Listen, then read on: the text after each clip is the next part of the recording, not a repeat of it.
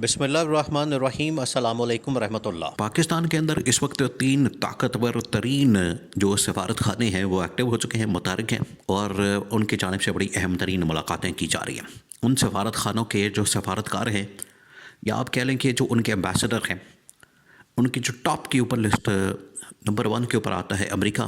जो टॉप की लिस्ट है उसमें नंबर 1 पर आता है अमेरिका, उसके बाद आता है बरतानिया और उसके बाद तीसरे नंबर पर आता है फ्रांस। ये तीनों जो ताकतवर ममालिक हैं और इन ताकतवर ममालिक के जो तीनों सफारत खाने हैं पाकिस्तान के अंदर इस वक्त मुख्तलिफ मुलाकातें कर रहे हैं। इनके जो सफारतकार हैं या एम्बेसडर हैं, सफ़ीर हैं, मुलाकातें कर रहे हैं और उनकी जानिब से मुलाकातें हो रही हैं।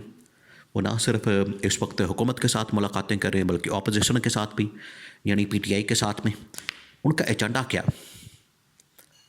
क्या उनका, ये सबसे बड़ा सवाल है। क्योंकि ये जब भागदौड़ करते हैं, इनकी जो आनियाँ जानियाँ होती हैं और आ रहे हैं, जा रहे हैं, मुलाकातें कर रहे हैं, ये इसके पीछे कहानी क्या है वो बड़ी इंटरेस्टिंग है। एजेंडा एक बहुत बड़ा एजेंडा, एक लार्ज एजेंडा, ग्रैंड एजेंडा है जिसके ऊपर काम हो रहा है और इसकी वजह से पाकिस्तान के अंदर बड़ी हलचल पैदा हो चुकी है। पाकिस्तान के अंदर बड़ी दौड़ें लगी हुई हैं। 2-3 चीज़ें हैं जो बड़ी समझने वाली हैं, बहुत समझने वाली, बड़ी हैरान कुन है। आपको अंदाज़ा होगा कि इस वक्त तब्दीलियाँ क्या हो रही हैं पाकिस्तान के अंदर, उसका इम्पैक्ट क्या होने वाला है। इमरान खान को जब से इन लोगों ने जेल में रखा है, इमरान खान को जब से इन्होंने पाबंदी से हासिल किया है, तब से पाकिस्तान के अंदर क्या, आप पूरी दुनिया के अंदर आप देख लें कि स्टेबिलिटी नहीं आई। पाकिस्तान के अंदर स्टेबिलिटी और पाकिस्तान के अंदर यूनिटी, वो तो इस वक्त की ज़रूरत बन चुका है। नीड ऑफ द आवर, वक्त की ज़रूरत है। अगर हमने इस स्टेज के ऊपर फैसला ना किया, अगर हमने इस स्टेज के ऊपर सही मानों में पाकिस्तान में आइन और कानून की हुक्मरानी और बालादस्ती को कायम ना किया, जमहूरियत को बहाल ना किया, इंसानी हुकूक को बहाल ना किया, तो पाकिस्तान का बहुत बड़ा नुकसान हो सकता है, पाकिस्तान को बड़ा लॉस हो सकता है। अभी ये गवर्नमेंट नहीं समझ पा रही, क्योंकि गवर्नमेंट और ये शरीफ ख़ानदान, जरदारी ख़ानदान, ये हमेशा अपने मफादात को सामने रखता है, अपने मफादात को अजीज़ रखता है। इनको मुल्की मफादात और अवामी मफादात की परवाह नहीं होती। अब ये 3 ताकतवर ममालिक असल में भागदौड़ जो कर रहे हैं, उसके पीछे एक बड़ा एजेंडा है।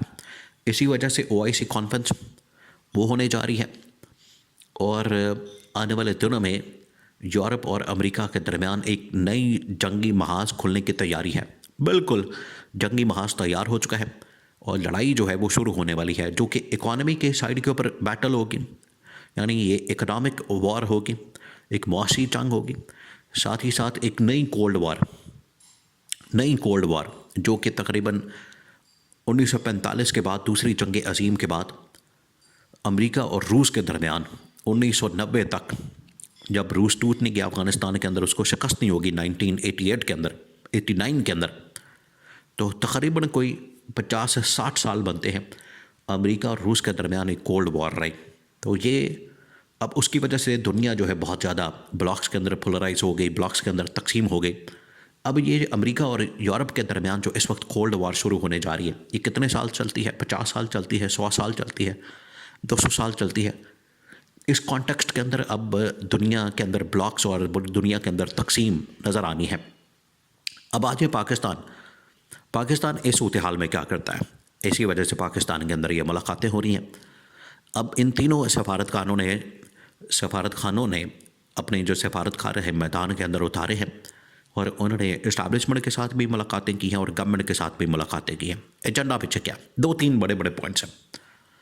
पहला पॉइंट ये है कि हर मुल्क अपनी कोशिश कर रहा है कि पाकिस्तान का इत्तेहाद उसके साथ हो जाए, लेकिन आप इससे पहले इमरान खान की बात को मद्देनज़र रखें। इमरान खान की बात को आपने बिल्कुल नहीं फेंकना, उसको मद्देनज़र रखना है और उसके मुताबिक ही आगे आपने मुल्क के फ़ैसले करने, पाकिस्तान के फ़ैसले करने।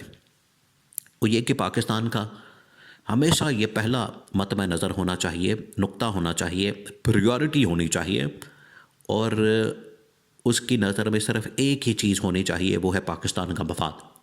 हमने किसी की जंग के अंदर नहीं जाना और ना हमने पराई जंग के अंदर पढ़ना है और ना पराई जंग को पाकिस्तान के अंदर लाना है।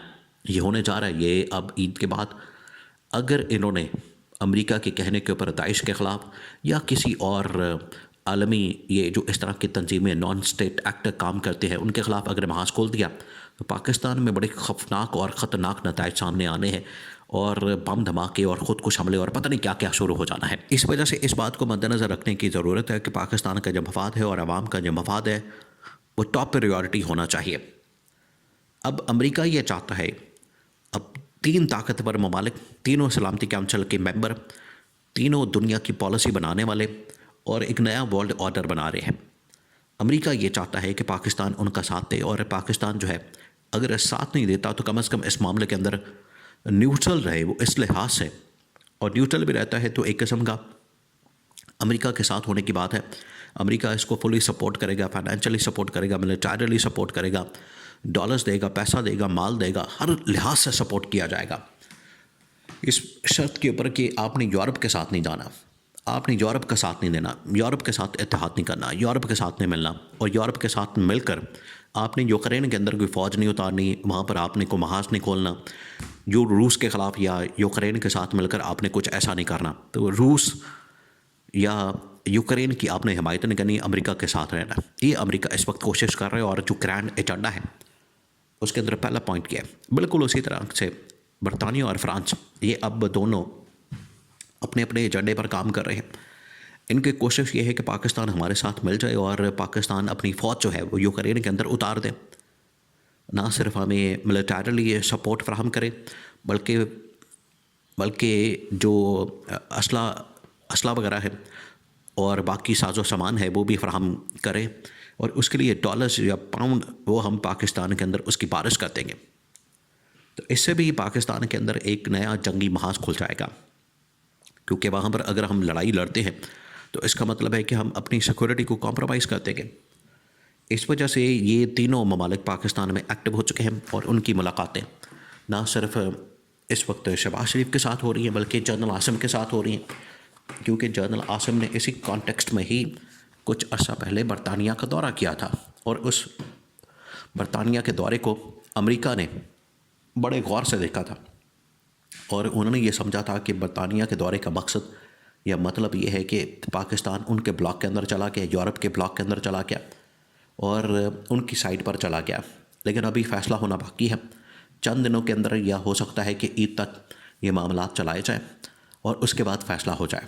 अब ये पाकिस्तान के ऊपर डिपेंड करता है, पाकिस्तान की इस्टेब्लिशमेंट और पाकिस्तान की हुकूमत के ऊपर डिपेंड करता है कि वो इमरान खान की बात को मानते हैं और उसके ऊपर अमल दरामद करते हैं, न्यूट्रल रहते हैं, किसी जंग के अंदर नहीं बढ़ते हैं। और अगर इन्होंने कोई जंगी महाज खोल दिया तो उसका जो नुकसान है, उसके जो कॉन्सिक्वेंसेस हैं या उसके जो नताइज हैं, वो पाकिस्तान के लिए बड़े ख़तरनाक और खौफनाक हो सकते हैं।